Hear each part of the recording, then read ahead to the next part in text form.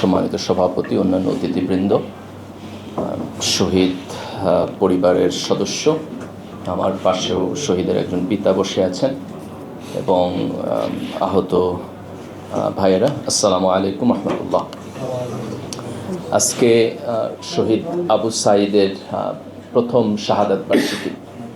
আমরা জুলাইয়ের গণ অভ্যুত্থানের পর 1 বছর সময় পার করেছি। এই সময়ের মধ্যে আমাদের যা যা টার্গেট ছিল তার কিছু অর্জন হয়েছে, অনেক কিছু আমাদের অর্জন হয় নাই। এই হিসাব এবং সামনের দিনে আমরা কি করব সেটি আমাদের একটি জাতীয় আলাপ আলোচনার বিষয়। তো এই আলাপ আলোচনায় যাওয়ার আগে আজকে অত্যন্ত দুঃখজনক একটি ঘটনা ঘটছে। আপনারা সবাই খুব সম্ভবত নিউজ ফলো করলে দেখবেন যে গোপালগঞ্জে এনসিপির নেতৃবৃন্দ তাদের একটি রাজনৈতিক কর্মসূচি পালন করার জন্য গিয়েছেন, কিন্তু আমরা অত্যন্ত দুঃখজনকভাবে দেখলাম যে সেখানে পতিত ফ্যাসিস্ট দলের লোকজন সন্ত্রাসী কায়দায় তাদের উপর আক্রমণ করেছেন। বাংলাদেশের রাজনীতিতে শেখ হাসিনার এই ফ্যাসিস্ট সরকারের পতনের আগে আমরা যেভাবে শক্তি প্রয়োগের ঘটনা দেখেছিলাম, আজকে আবার সেই একই ঘটনার পুনরাবৃত্তি আমরা সেখানে দেখলাম। এটা আমাদের অত্যন্ত আশাহত করেছে। আমরা এই অবস্থান থেকে উত্তরণের জন্যই তো আমাদের জুলাইয়ের অভ্যুত্থান ছিল। এই গণ অভ্যুত্থানের মধ্য দিয়ে আমরা যে জায়গায় এসে দাঁড়াতে চেয়েছি সেই জায়গায় তো আমরা এটা দেখতে চাই না।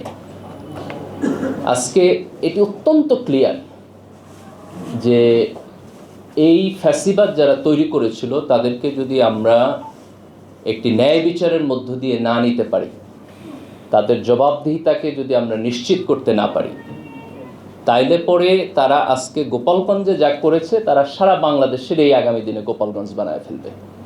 এ ব্যাপারে কোনো দ্বিধা আমরা দেখতেছি না।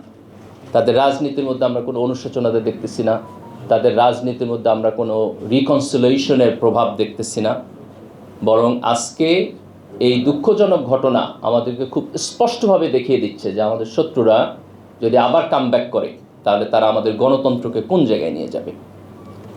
এবং এই ফ্যাসিবাদী শাসন যে শুধুমাত্র আওয়ামী লীগের একটা রাজনৈতিক প্রজেক্ট ছিল তা না, তার পাশাপাশি আমাদের সমাজের বিভিন্ন অংশ এটাকে সাপোর্ট করেছে।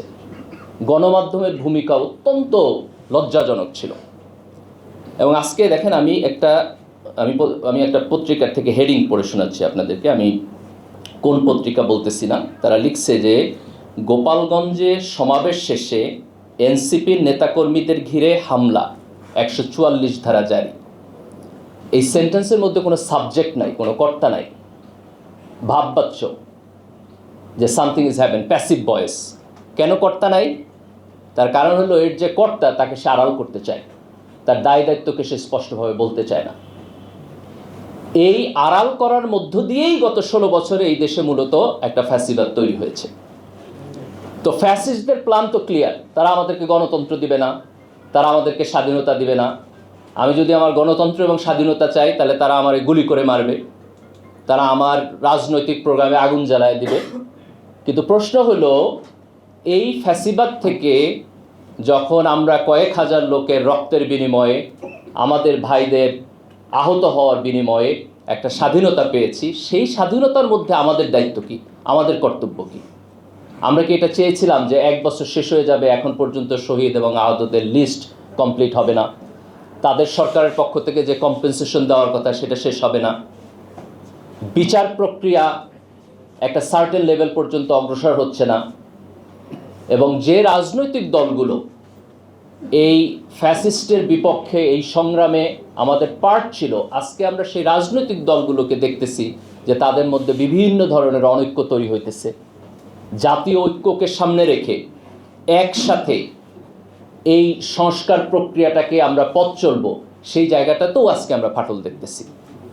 এই অনৈক্য যদি চলতে থাকে এবং আমরা যদি জাতীয় স্বার্থকে আমাদের সব কিছুর উপরে যদি স্থান দিতে না পারি, তাইলে পরে এই গণ অভ্যুত্থানের মধ্য দিয়ে আমাদের যে স্বপ্ন ছিল সেই স্বপ্ন কিন্তু ব্যর্থ হবে। আজকে জাতির প্রত্যেক রাজনৈতিক দলকে, রাজনৈতিক দলের যারা শীর্ষ নেতৃত্ব তাদেরকে, আজকে আমাদের সিভিল সোসাইটির লোকদেরকে, আমাদের গণমাধ্যমকে খুব স্পষ্টভাবে এটা বুঝতে হবে যে এই গণ অভ্যুত্থানের মধ্য দিয়ে আমরা একটা ফ্যাসিস্ট সরকারের পতন ঘটাইছি, কিন্তু ফ্যাসিবাদী সিস্টেম থেকে পুরোপুরি বের হয়ে যাওয়ার যে প্রক্রিয়া, সেই প্রক্রিয়া কিন্তু আমরা এখনো কমপ্লিট করতে পারি নাই।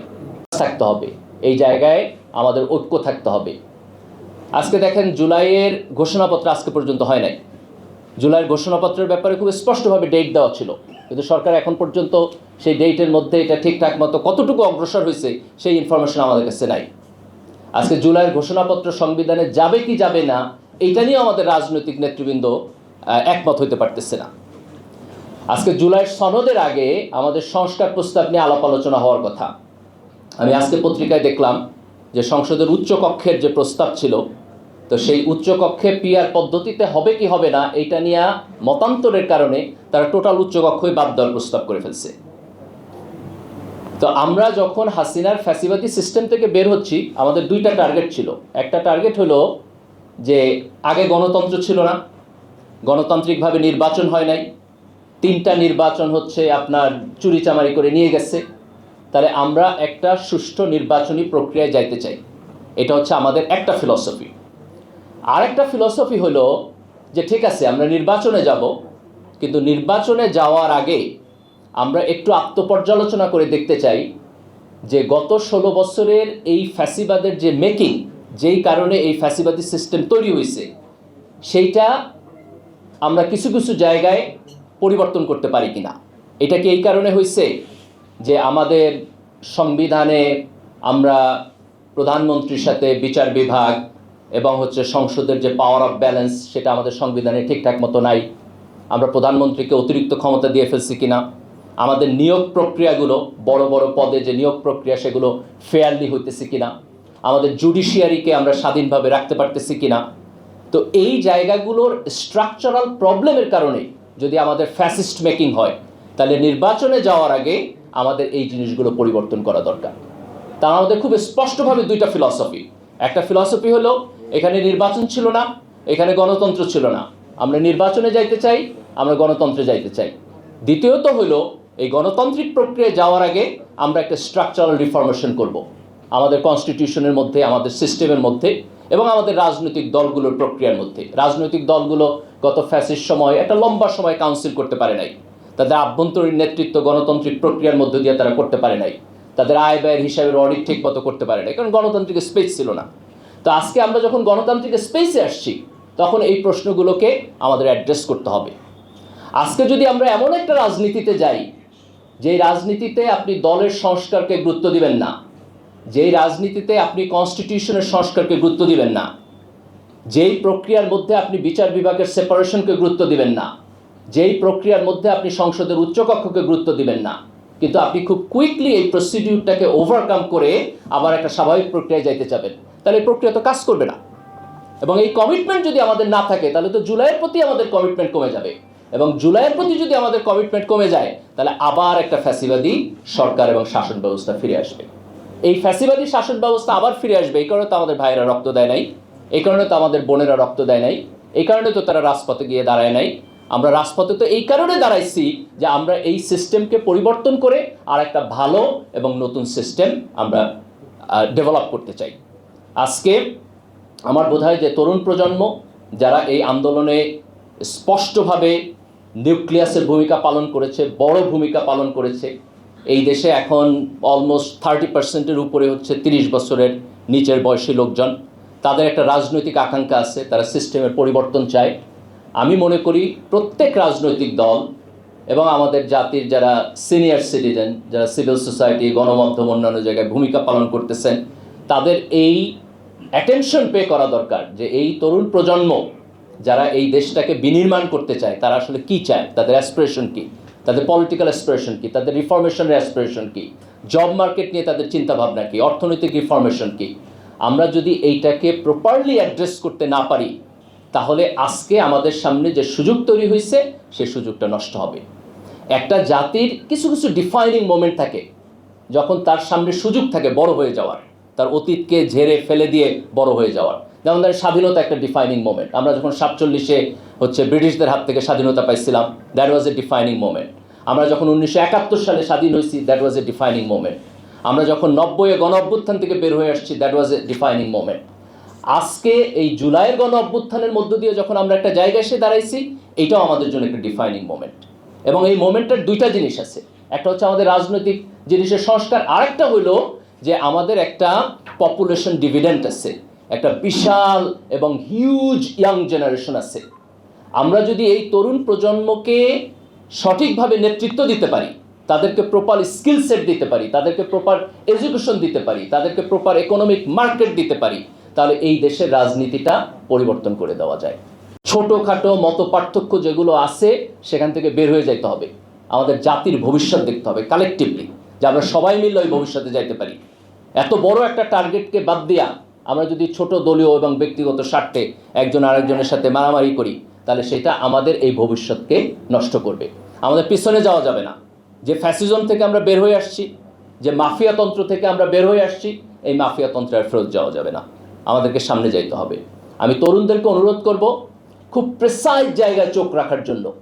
আমাদের সামনে যেগুলো বড় বড় জিনিস, তার একটা হলো আমাদের সুষ্ঠু নির্বাচন হইতে হবে। নির্বাচন বাদ দিয়ে গণতন্ত্রে যাওয়ার কোনো প্রক্রিয়া নাই। কাজে নির্বাচন, তত্ত্বাবধায়ক সরকার, এই জায়গাটা যেন সুষ্ঠু হয়, নিরপেক্ষ হয়, সেখানে আমাদের চোখ রাখতে হবে। আমাদের একটা কনস্টিটিউশনাল রিফর্মের মধ্যে দিয়ে যাইতেই হবে। আমাদের কনস্টিটিউশনের প্রধানমন্ত্রীকে যেভাবে এককভাবে ক্ষমতা দেওয়া হয়েছে, যে প্রধানমন্ত্রী সংসদের নেতা, উনি হচ্ছেন প্রধান বিচারপতি নিয়োগ দিবেন, সকল নিয়োগ ওনার হাতে, দলীয়ভাবে উনি নিয়োগ দিবেন, আবার উনি সকল ক্ষমতা চর্চা করবেন। এই স্ট্রাকচারাল পরিবর্তন যদি আমরা কনস্টিটিউশনের মধ্যে না করতে পারি, তাহলে আমরা সিস্টেম বদলাইতে পারবো না। আমাদের সংসদের একটা উচ্চকক্ষ দরকার, যেই উচ্চকক্ষের কম্পোজিশন নিম্নকক্ষ থেকে আলাদা হইব, যাতে করে উচ্চকক্ষ নিম্নকক্ষের হাতে যে পাওয়ার থাকবে সেটাকে ব্যালেন্স করবে। এই ব্যালেন্সটা ছাড়া যদি আমরা নির্বাচনে যাই, তাইলে হচ্ছে আমরা আবার একটা ফ্যাসিবাদী সরকার ব্যবস্থা এখানে দেখব। তো এই জায়গায় আমাদেরকে প্রেসাইসলি চোখ রাখতে হবে। আর একটা জায়গায় আমাদের প্রেসাইসলি চোখ রাখতে হবে, সেটা হচ্ছে আমাদের ইকোনমিক রিফরমেশনের মধ্যে তরুণদের জন্য শিক্ষা এবং এমপ্লয়মেন্ট। আমরা যদি তাদের চাকরির ব্যবস্থা না করতে পারি, এবং এইখানে আমাদের চোখটা শুধু খুব ভালো রেজাল্ট যারা করে শুধু তাদের ক্ষেত্রে না, যারা এবার এসএসসি পরীক্ষায় বোধহয় 60% পাস করছে, যে 40% ফেল করছে, আমার ইকোনমিক মডেল তাদের জন্য হইতে হবে। তারাও যাতে বিভিন্ন স্মল বিজনেস করে তার অন্যান্য ক্যাপাসিটি এবং কোয়ালিটি দিয়া আমার এই ইকোনমিক মডেলের মধ্যে অ্যাকোমোডেশন করতে পারে, সেইখানে আমাদেরকে যাইতে হবে। এই যে পলিটিক্সে যে সমস্ত রেটোরিক, একজন আরেকজনকে গালাগালি করে, নানান বিষয়ে কথা তোলে, এগুলোর দিয়ে চোখ দেওয়া যাবে না। এই ছোটোখাটো জায়গায় যেন আমাদের চোখ না থাকে। আমাদের গণতান্ত্রিক নির্বাচন, আমাদের কনস্টিটিউশনাল রিফর্ম এবং আমাদের তরুণ প্রজন্মের শিক্ষা এবং তার চাকরি, এই জায়গায় চোখ থাকতে হবে। যে রাজনৈতিক দল খুব স্পষ্টভাবে এই জায়গাগুলোতে সবচেয়ে ভালো মডেল দিবে, আপনারা সেই রাজনৈতিক দলকে সমর্থন করবেন, তাদেরকে ভোট দিবেন। আর যে রাজনৈতিক দল বাকওয়াজি করবে, আগের মতো করে আপনার উল্টাপাল্টা কথা বলবে, 15 মিনিট বক্তব্যের মধ্যে হচ্ছে 30 মিনিট গালাগালি করবে, তাদেরকে আমাদের প্রত্যাখ্যান করতে হবে। আমাদের খুব প্রিসাইসলি কোয়ালিফাইড লিডারশিপকে, যেই দলের হোক, যে রাজনৈতিক দলের হোক, খুব মনোযোগ দিয়ে তার বক্তব্য শুনবেন, তার কথা শুনবেন, তার ভিশন শুনবেন, তার প্রপোজাল শুনবেন। সেই প্রপোজালের মধ্যে যদি জুলাই না থাকে, জুলাই আমাদের যে আকাঙ্ক্ষা ছিল, সেই আকাঙ্ক্ষা বাস্তবায়নের যদি প্ল্যান তার বক্তব্যের মধ্যে না থাকে, তাহলে ধরে নিতে হবে সে যে রাজনীতি করতেছে এটা বস্তা পচা পুরান রাজনীতি, এই রাজনীতির সাথে তরুণ প্রজন্ম যাবে না। আমরা যদি একটা সুষ্ঠু গণতান্ত্রিক প্রক্রিয়ায় যাই এবং আমাদের আলাপ আলোচনা পলিসি লেভেলে নিতে পারি, যে আমি কি চাই, রাজনীতিবিদরা সেটা আলোচনা করতেছে কিনা, এই জায়গাটাতে যদি আমরা ফোকাস নিতে পারি, তাইলে পরে আমরা আমাদের রাজনীতির একটা গুণগত উত্তরণ করতে পারবো। এবং আজকে আমাদের যে পরিমাণ ইয়াং পিপল আছে, এই যে লেবার ফোর্স আছে, এই লেবার ফোর্সের সাথে যদি আমরা পলিটিক্যাল সিস্টেমের একটা রিফরমেশন করতে পারি, কিছুটা কোয়ালিটিগত রিফরমেশন করতে পারি, এবং একটা ভালো গণতান্ত্রিক প্রক্রিয়া যাইতে পারি, 15-20 বছর যদি গণতান্ত্রিক প্রক্রিয়ায় 2-3টা গভর্নমেন্ট যায়, যে একবার এ থাকলো আরেকবার ও থাকলো, কিন্তু নির্বাচন স্মুথ হইলো, তাদের মধ্যে রেসপেক্ট রইলো, একটা ভালো রাজনৈতিক পরিবেশ থাকলো, তাহলে ইন 15 or 20 ইয়ার্স আমরা সত্যিকার অর্থে এই দেশটাকে বদলাই দিতে পারবো, এই দেশটাকে একটা ভালো জায়গায় নিতে পারবো। এটাই আমাদের শহীদদের আকাঙ্ক্ষা ছিল, এটাই আমাদের এই তরুণ প্রজন্মের আকাঙ্ক্ষা ছিল। আমাদের সকল পর্যায়ের লোকেরা, রাজনীতিবিদরাই তো একমাত্র লিডার না, এর বাইরেও আমাদের সকল প্রফেশনাল গ্রুপ আছে, বিজনেসম্যান আছে, সাংবাদিক আছে, শিক্ষকরা আছেন, ডাক্তাররা আছেন, ব্যুরোক্র্যাটরা আছেন, চিকিৎসকরা আছেন, আপনার অন্যান্য পেশাজীবীরা আছেন, তারা সবাই যদি এই স্বপ্নটাকে সামনে রাখে এবং এইভাবে আমাদের রাজনৈতিক প্রক্রিয়াকে এক ধরনের গণজবাবদিহিতার জায়গায় আনে, তাহলে আমি মনে করি যে এই সিস্টেমের পরিবর্তন হবে। আমি ইন্টারিম সরকারকেও খুব স্পষ্টভাবে বলবো যে জুলাইয়ের ঘোষণাপত্র থেকে শুরু করে আমাদের যে আকাঙ্ক্ষা, সেটাকে যেন প্রপারলি অ্যাড্রেস করেন ওনারা, এই সময়ে যদি আমরা ফেল করি তাহলে কিন্তু এই মোমেন্টটা আমরা আর পাবো না। তো আল্লাহ সুবহানাহু ওয়া তাআলা আমাদেরকে ছোটোখাটো ডিস্ট্রাকশন থেকে যেন চোখ সরায় রাখার তৌফিক দান করেন এবং আমরা খুব স্পষ্টভাবে বড় জায়গা, যেটার পরিবর্তন হইলে দেশ এবং জাতির সামনের দিকে এগিয়ে যাবে, সেই জায়গায় যেন আমরা প্রেসাইজ থাকতে পারি, সেই জায়গায় যেন আমরা এমফেসাইজ দিতে পারি, সেটাকে সামনে রেখে যেন আমরা অ্যাক্টিভিজম করতে পারি। আল্লাহ সুবহানাহু ওয়া তাআলা আমাদের সেই তৌফিক দান করুন। এই আকাঙ্ক্ষা রেখে আমি আমার বক্তব্য শেষ করছি। আল্লাহ হাফেজ। বাংলাদেশ জিন্দাবাদ।